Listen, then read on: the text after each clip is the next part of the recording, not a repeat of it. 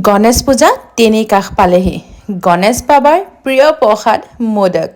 আজি বনাইছো একদম হেলদি কৰি আটাৰ মোদক খাবলৈকো সোৱাদৰ আৰু বনাবলৈ খালি কেইটামান বস্তু দি ৰেডি হৈ যাব এটা সুন্দৰ মোদক তাৰ বাবে এটা কেৰাহীত লৈ ললো প্ৰথমতে ঘি আৰু তাতে দিলো আটা আমি যিটো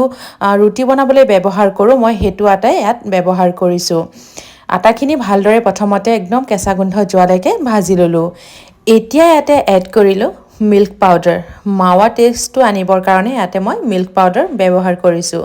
মিল্ক পাউডাৰখিনি দি পেলাই অকণ সময় ভাজি ল'লোঁ তাৰ পাছতে দিলোঁ চেনিৰ গুড়ি সেইখিনি দিও আকৌ অলপ ভাজি ল'লোঁ এতিয়া ইয়াতে এড কৰিলোঁ অকণমান ইলাইচি গুড়ি আৰু লগতে বগা তিল সেইখিনি দি ভাজা হোৱাৰ পাছতে এতিয়া মই ইয়াতে অলপ পৰিমাণে গাখীৰ দি মিলাই যাম একেলগে দি নিদিব নহলে বেছি পেলপেলিয়া হৈ যাব সেয়ে অলপ পৰিমাণে দি পেলাই মিলাই যাব আৰু এইখিনি চাক মোদক বনাব পৰাকে একদম ৰেডি হৈ গ'ল সেইখিনি এখন কাঁহীত নমাই ললো আনফালে মোদক বনোৱা সজুলিটো তাতে মই প্ৰথমতে অকণমান গোলাপ ফুলৰ পাহ গিটামান দি ললো দেখিবলৈ ভাল লাগাকে তাৰ ওপৰত মই যিখিনি